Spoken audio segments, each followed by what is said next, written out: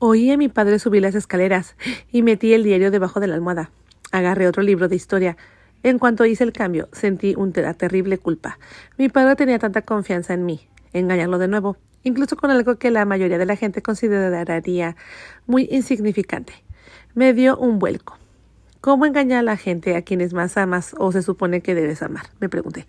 Por lo que había leído hasta entonces y por lo que era de conocimiento público, sabía que Corinne Foxworth mantendría a sus hijos encerrados en el ático durante años. Sin embargo, según Christopher, les había dicho que estarían ahí solo unos días, quizás una semana. A sabiendas de que tendría que ser mucho más tiempo, todos los padres les dicen mentiras piadosas a sus hijos para mantener la paz o evitar que tengan más miedo o impaciencia. Pero esto era diferente, era un engaño frío y duro. En realidad, los estaba traicionando a quienes más debía haber amado. Ya tenía un mal presentimiento sobre esa Corinne, encerrando voluntariamente a sus hijos en habitaciones lejos de los sirvientes y del abuelo. Y no me gustaba que la puerta estuviera cerrada con llave, y si había un incendio o sucedía algo terrible, como un ataque de apendicitis o una lesión, ¿cuánto tardarían en conseguirles ayuda y asistencia? ¿Cómo iba a dormir una madre sabiendo eso? Intenté pensar como Christopher y comprendí que Corinne estaba en una situación desesperada, prácticamente sin un céntimo y con 4 hijos, y que, según ella, este era un sacrificio bastante pequeño para lograr la seguridad y el futuro que imaginaba para sus hijos y para ella misma.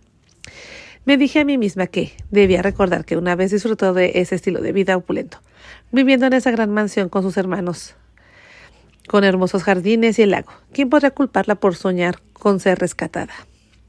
Me hizo reflexionar sobre los sacrificios que mi padre había hecho en su vida tras la muerte de mi madre, sacrificios que hizo por mí. Estaba segura de que muchas noches permanecería despierto en su habitación, la de mi madre y la suya, solo mirando la oscuridad, sin poder dormir y probablemente soñando con escapar de todo, huyendo del recuerdo nítido de sus movimientos de su lado, de su risa, resonando por los pasillos y las habitaciones, del aroma de su perfume, aún presente en su tocador y en su armario, tal vez del descubrimiento de un mechón de su cabello.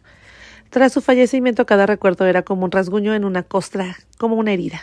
Cuanto más fácil sería mudarse a otra ciudad o a otra casa y hacer nuevos amigos en cuyos rostros no veía la tristeza ni la compasión, ni el reflejo de mi madre en sus ojos, ni escucharía la fragilidad de sus palabras. Los temía siempre que dijera algo doloroso y resucitara vivadamente el último aliento de mi madre. Yo lo sabía. Vi el miedo en su rostro y lo sentí en mi corazón. A pesar de lo que me decía sobre estar atada a la casa y al trabajo, sobre estar cómodo donde estaba y sobre ser demasiado viejo para empezar de cero, era muy consciente de que él lo guardaba todo por mí. No quería que mi vida se viera interrumpida. No quería que tuviera que buscar nuevos amigos, nuevo colegio, acostumbrarme a otros profesores, otro entorno. La gente de mi edad y menos se mueven por este país como damas a un tablero, decía. Se supone que ser joven significa que eres lo suficientemente fuerte como para ser sacudido, incluso periódicamente. Pero a los estudiantes así no les van bien. Y sí, probablemente tengan muchos problemas emocionales y psicológicos, pero sobreviven. Yo también lo haría superado. ¿Y qué tal otra mujer? ¿Otra esposa? De verdad, le era imposible tener otra compañera, o lo estaba evitando solo para complacerme. Sí, odiaba la idea de que otra mujer se mirara en el espejo de mi madre, trabajara en la cocina, guardara su ropa y saludara a mi padre con un beso al final de su jornada laboral. Era como volver a perder a mi madre, y sí, era doloroso incluso pensarlo, pero también era egoísta de mi parte no querer que sucediera. Mi padre, como cualquier otro hombre, tenía necesidades. No podía compartirlo todo con él. ¿Cuántas veces había rechazado una invitación porque creía que no me sentiría cómoda acompañándolo? ¿Cuántas veces había visto a otra pareja casada riendo de la mano, cenando en un restaurante o simplemente hablando en voz baja? Quizás nunca amaría a nadie tanto como había amado a mi mamá, pero tendría a alguien del brazo, a alguien con quien más volver a casa. Todavía era joven. Debió ser difícil no tener a nadie a quien abrazar en la cama. Ningún hombre que besar. Ningún calor que lo consolara. Cuando se sentía terriblemente solo, había un gran espacio en su corazón, en su vida, y yo no podía llenarlo por completo. Todavía éramos una familia. Sí, pero él era un hombre solo, y a veces en lugares donde no debía estarlo. ¿Quién hacía los sacrificios? Yo no. Y mucho menos Corinne Foxworth. Tocaron a la puerta. Papá, pasa. Solo quería avisarte de algo, empezó.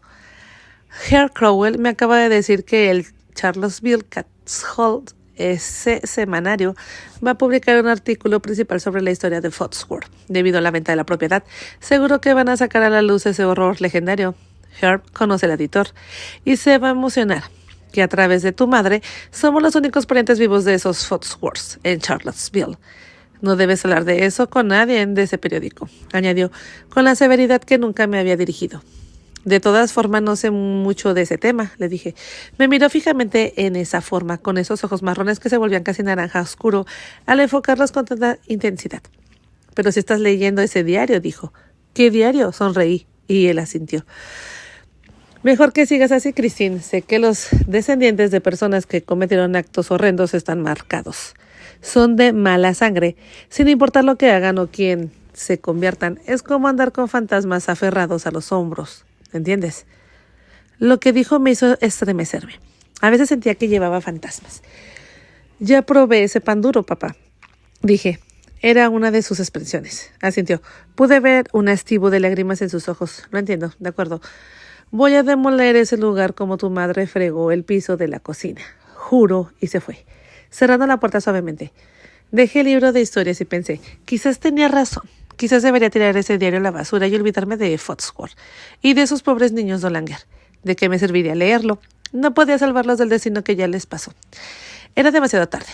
Papá no se equivocaba al no querer buscar más horror del que vemos a diario en las noticias. ¿Para qué buscarlo? Apagué la luz y me acurruqué contra la almohada. Claro, era solo mi imaginación, pero había olvidado que había puesto el diario debajo y era como si oyera a Christopher llamándome, rogándome que siguiera leyendo. Alguien tenía que escuchar, alguien tenía que saber esa verdad. Si no, sufrirían en la oscuridad. Yo era la única esperanza de traer la luz. Por la mañana me di cuenta de lo decidido que estaba mi padre a terminar ese trabajo. Y lo más rápido posible. Se levantó y se vistió. A una buena media hora antes de que yo me levantara y bajara a desayunar. Vi que estaba a punto de dejar una nota. Apenas amanecía afuera. Llevaba chaqueta y sombrero. Menudo amanecer, le dije. Esta mañana viene un equipo nuevo con retroexcavadoras y quitanieves. Quieren que despejen la parte del terreno junto con los escombros.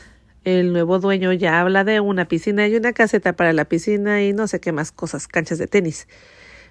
¿Sabes quién es? No, nunca pregunté. Sea quien sea, que le vaya bien, dijo.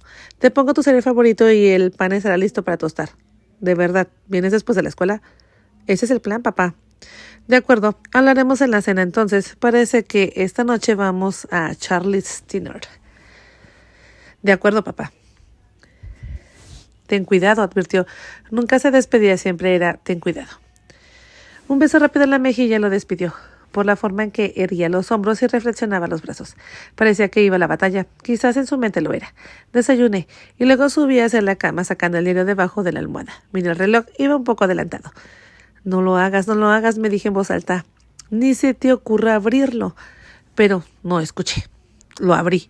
¿Por dónde lo había dejado? Solo 1 o 2 páginas, pensé. Ya estaría fuera. Pensaba más como una adicta que como una joven sensata. Y seguí así. Hasta ahora, y principalmente por las advertencias de nuestra abuela y su visión oscura de nosotros. Ni Katie ni yo pensábamos nada sobre que la otra estuviera presente cuando nos bañábamos. Ni nuestra madre ni nuestro padre lo habían prohibido nunca. Y si ellos no venían nada raro, nada malo en eso, nosotros ciertamente tampoco. Katie pensó que tenemos que limpiar antes de almorzar. Habíamos recogido gran parte del ático polvoriento, prácticamente nadando entre capas de aire viciado, repasando la historia de la familia, revolviendo polillas y ratones de biblioteca, quitando montones de telarañas. Me siento asquerosa, declaró Katie. Estamos demasiado sucios como para poder tocar la comida. Enseguida me indicó que ayudará a bañar a Kerry y Cory. En cuanto terminaron, y los vistió. Se desnudó y se metió a la bañera. De repente, como si acabara de darse cuenta de dónde estábamos y qué hacíamos. Dejó de lavarse la cara, se volvió hacia mí y me preguntó qué pasaría si la abuela... Evitó decir nuestra abuela, como si llamarla la abuela la hiciera parecer más la criatura que creía ser. Nos pilla así. Me acerqué a la bañera y la abracé. Apoyó la cabeza en mi hombro y contuvo un sollazo. Qué rápido había cambiado todo, pensé.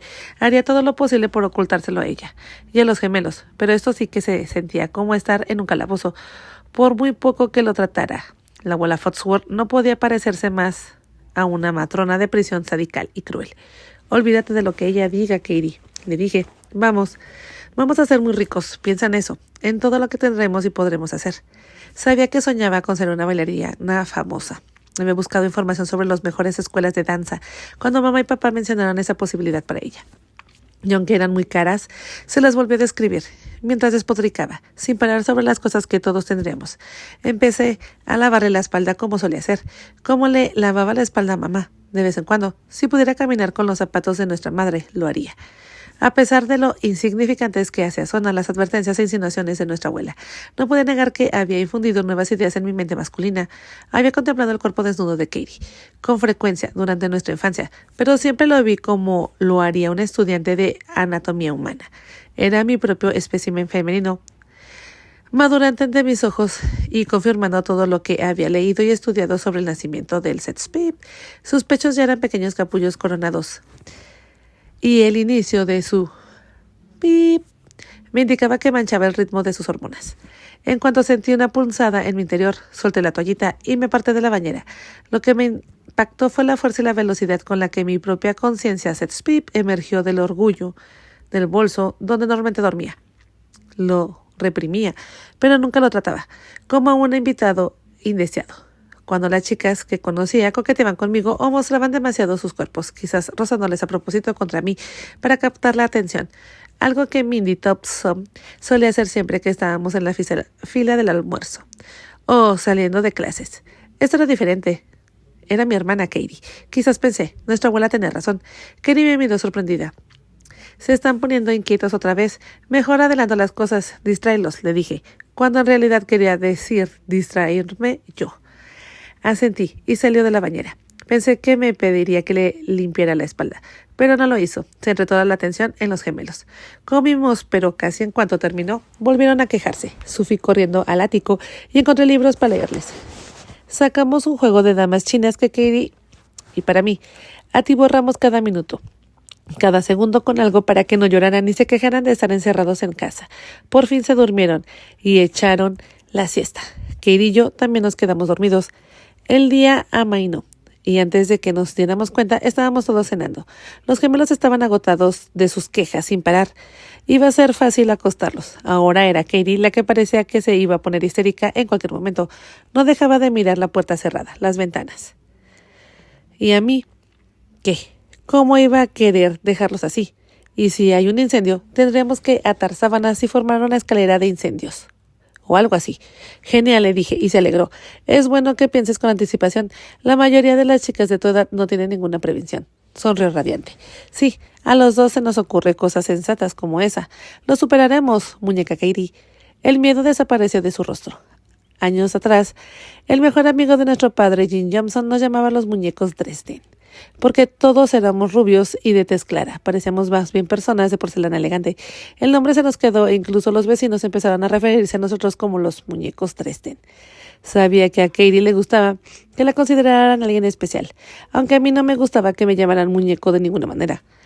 Asintió, esperando de nuevo. Bueno, ¿qué tal las damas? Dijo. Estoy decidida a ganarte. Durante unos minutos al menos fue como si estuviéramos de vuelta a casa. Katie y yo jugábamos con las damas chinas. Los gemelos dormían plácidamente. Todo estaba tranquilo y en paz. Quizás podremos superar esto, pensé. No, quizás no. Lo superaríamos. Mamá sabía lo que hacía. Decidí. Me sentí alegre de nuevo, animado. Y entonces la puerta se abrió de golpe y ella entró en la habitación. Y fue como si en un instante se hubiera quedado sin aire. Podía oír el sonido, ahora frenético, del timbre. ¿Kane? Ay, no, grité. Tenía puesto y no lo quitaba, así que no paraba de sonar. Al mismo tiempo mi teléfono empezó a sonar.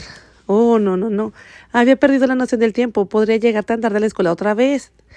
Bueno, ¿dónde estás? He estado tocando la bocina y el timbre. Incluso llamé a tu celular, pero saltó el buzón. No estaba seguro de si te habías olvidado y te habías ido con tu padre o habías conducido tú misma. ¿Qué pasa? No, ya voy enseguida. Espera un momento. ¿Cómo podía estar tan absorta como para no oír todo ese ruido? Metí el diario de nuevo debajo de la almohada. Agarré los libros y prácticamente salté de la cama para salir. Bajé corriendo las escaleras, casi torciéndome el tobillo al final, y casi arranqué la puerta de sus bisagras para salir. Kane tenía una sonrisa de incredulidad. ¿Qué pasa? ¿Nos vamos? Sí, dije, pasando corriendo junto a él. Me giré porque seguía ahí de pie. Date prisa. Me subí a su auto y él se volvió tan rápido para entrar y arrancar el motor. Lo siento, dije. No me digas que te quedaste dormido otra vez. No, no, no, respondí. Él me miró y retrocedió. Ahora agradecería que viviéramos en una calle prácticamente muerta, porque ni él ni yo nos miramos a ambos lados. Salimos disparados a la calle. Él hizo girar las llantas. Si mi padre hubiera estado en casa y hubiera visto esto, estaría muerta como un clavo en su puerta. Va a estar cerca, dijo Kane. Personalmente no me importa. Será mi primera advertencia, pero tú simplemente no te pongas una multa de exceso de velocidad y no te saltes ningún semáforo en rojo, por favor. Sí, teníamos un accidente o Kane recibía una multa por exceso de velocidad, me sentiría peor que Kane en el ático. Probablemente se me revolvería el estómago cuando el director le informara a mi padre sobre mi segunda tardanza consecutiva. Aparté de mi mente la imagen de la cara de decepción de mi padre. ¿Y bien? ¿Qué pasa? ¿Estás enferma o algo así? No. Él me miró, arqueó las cejas. ¿Qué? Oh, no, dije. Íbamos a un buen ritmo, pero ahora se me encogía el corazón.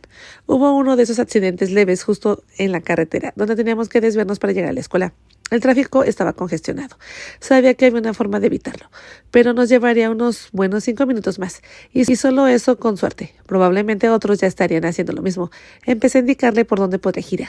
Lo sé, tranquila, dijo. No vamos a ser los únicos que vamos a la escuela atrasados de este lío. De hecho, es un poco de buena suerte. El señor Mercado tendrá que tenerlo en cuenta. Poco menos de 5 minutos después entramos en el estacionamiento de la escuela para oír el timbre sonar. Llegamos tarde a clases. No te preocupes, te lo explico. No necesito que nadie me lo explique, respondí con demasiada dureza, pero no pude evitarlo. Estaba tan furiosa conmigo misma por tener esta situación. Cuando llegamos a la entrada principal, miré hacia atrás y sentí algo de alivio. 4 coches más estaban aparcándose y 2 más esperaban a dar la vuelta. Kane tenía razón, no seríamos los últimos. De hecho, en la oficina del director habían otros 3 más delante, todos estudiantes de último año. La señora Grant estaba escribiendo los papeles verdes, lo que indicaba excusas aceptables, así que la situación ya había sido explicada y confirmada. Sin embargo, cuando llegó mi turno me miró con cierta decepción en el rostro. Pensé que te habrías dejado mucho tiempo, Christine. Hay que anticiparse a los problemas si quiere salir adelante en la vida. Sí, lo sé, señora. Ella negó con la cabeza, pero escribió el papel. ¿Quién intenta ser tu segunda madre?, preguntó Kane, después de que él también recibiera su papel verde. Supongo que necesito al menos uno, dije, y enseguida pareció arrepentirse de haber hablado. Llegué justo cuando sonaba el timbre para terminar la clase, así que al menos no llegaría tarde a mi primera clase. Sin embargo, todas mis amigas que no sabían del atasco. ¿Quién te recogió para la escuela?, preguntó en su lugar apartado. Sí. ¿Y entraron juntos en la escuela? Sí, dije. Los 2 llegaron tarde, dijo Suzette. Todas las chicas sonrieron. Sabía que pensaba que Kane y yo habíamos estado perdiendo el tiempo y que por eso llegábamos tarde. No fue culpa nuestra, dije, aunque sabía que fácilmente podría haber sido mía. Recité una descripción del accidente del auto antes de que nadie pudiera preguntar nada más. En realidad pensé, no fue culpa mía. En mi mente dije, fue culpa de Christopher Dolanger. Me reí para mis adentros imaginarios, que algún día lo conocería y se lo diría. Estaba segura que le diría. Ojalá solo hubiera sufrido eso en mi adolescencia, un demérito a finales de la escuela. Mis amigas me miraban mientras caminábamos y todas susurraban. Está enamorada, declaró Suzette, lo suficientemente alto para que todos la oyeran y todos se sintieran. Ojalá fuera tan simple como eso. Estuve aturdida toda la mañana, además de sentirme como si hubiera corrido la milla en 4 minutos. Me daban vueltas con las imágenes pensamientos que Christopher había descrito en su diario. En 2 clases matutinas diferentes me pillaron con cara de estar soñando despierta y sin prestar atención. Me perdí una pregunta o algo que dijeron mis profesores. No pude evitarlo. Era como si ahora llevara a Christopher conmigo a todas partes. Lo que viera, lo que oyera. Automáticamente me preguntaba, ¿qué pensaría Christopher? ¿Hay algo diferente en ti?, me dijo Kane, cuando caminemos juntos hacia una mesa en la cafetería a la hora del almuerzo. No me refiero solo a que casi llegas tarde 2 veces seguidas, aunque para ti eso es casi un delito capital y probablemente te tuvo aterrorizada. No, no lo es, dije, e intenté parecer hosca por su comentario. Simplemente sonrió y se deslizó a mi lado. De acuerdo, no es un delito capital. ¿Y qué es lo peor que has hecho?, preguntó mientras empezaba a comerse su sándwich. No te voy a contar algo tan personal, respondí y se rió. Claro, apuesto a que fue algo horrible como beber una cerveza en tu casa cuando tenías 12 años. Le di un puñetazo en el hombro, un poco más que juguetón. Oye, no me hagas quedar como Sandra D. ¿Quién? ¿Nunca has visto a Grace? Pensó en un momento y luego sonrió. Oh, sí, lo recuerdo. Mírame, soy Sandra D. Pésima con la Virginie Pip, ¿verdad? Le di una buena sonrisa y él sonrió. ¿Y eso qué significa exactamente?, me preguntó. No lo sé. No es asunto tuyo, dije. Me parece que la señora protesta demasiado, bromeó. Me di la vuelta y pensé en mí por un momento. ¿Era tan virginal como Christopher y Katie? ¿Apestaba virtud adolescente? Por ser tan devota a mi padre y ser tan responsable y buena estudiante. Era tan responsable como Christopher tenía que ser. Ambos empujados a ser mayores casi de la noche a la mañana. Miré a mi alrededor de la cafetería y me pregunté cómo me veían realmente mis compañeros de clase, por lo que había leído hasta ahora. Christopher no parecía haber tenido muchos amigos en la escuela. No mencionó a nadie en la primera parte del diario. Durante la época antes de que fueran a vivir a Foxworth, ciertamente no pudo haber hecho nuevos amigos mientras estuvo ahí. Yo tenía amigos en realidad, o era más como él. Y por alguna razón, aunque estaba fascinada con él, eso me alivió. Sin embargo, extrañamente, ese alivio me hizo sentir culpa. No quería verlo como algo extraño.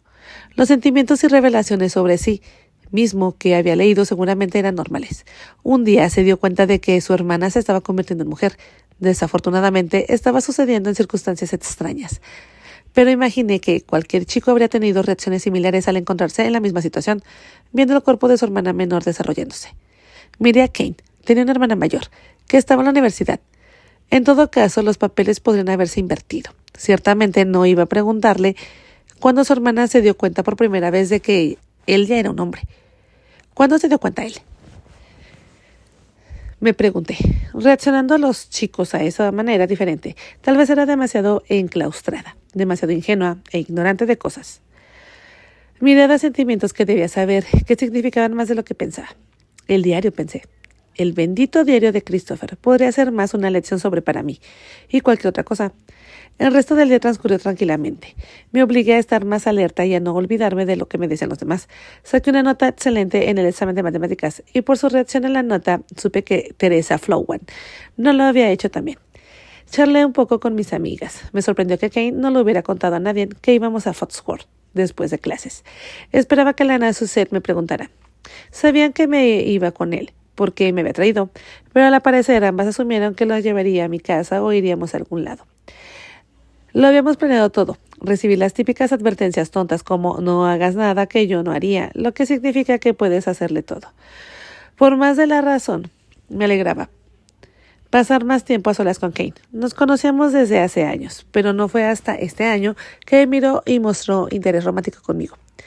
Una vez más pensé en la arrepentida mirada de Christopher hacia Katie y en ver algo más que una simple niña. Me hizo reflexionar sobre mí misma. ¿Sería posible que hubiera florecido de una forma tan sutil que ni siquiera yo misma me diera cuenta? Mi padre me trataba y siempre lo haría como una pequeña niña, a pesar de las nuevas responsabilidades que cumplía de quien ya tenía edad para conducir y salir con alguien. Quizás un padre o incluso una madre se sentiría... sí, como resistirse a aceptar que una hija ya no era una niña. En el caso de una madre, ese cordón umbilical se ve debilitado y en el caso del padre se daba cuenta de que pronto su pequeña buscaba a otro hombre, el amor y la protección de él. Así que, ¿te interesa mucho esto de ser la mejor estudiante?, preguntó Kane después de que saliéramos del instituto. No, no vivo para eso, no, pero no me dolerá. Tendrás que dar un discurso en la graduación. Mi padre dice que lo hago diario. La dio la cabeza como solía hacer cuando algo le agradaba, junto a esa pequeña y suave sonrisa que podría abrirse camino hasta los corazones más duros. No le percibí conspirando para usar unos ojos deslumbrantes y rasgos fáciles, casi perfectos para ganarse la confianza de alguna chica o conseguir el favor de algún profesor. Su popularidad le llegó tan fácilmente que no se obsesionó con ella. Entonces dime, dijo mientras nos volvíamos hacia Foxworth, ¿qué sabes realmente sobre ese lugar? ¿Qué sucedió ahí originalmente? ¿Tu madre, si era una pariente? Debería saber tanto como cualquiera, sino más, sobre esa historia. Ella nunca habló de eso, al menos conmigo y mi padre. Odiaban hablar de eso. No se limitaban a limpiar el terreno y prepararlo para construcción. Lo ataca como si fuera el general George Patton, persiguiendo a Hitler. Kane se rió a carcajadas. Eso es lo que mi padre dijo que haría el tuyo. Supongo que ha dejado bastante claro lo que piensa al respecto a cualquiera que lo que haga hablar de eso.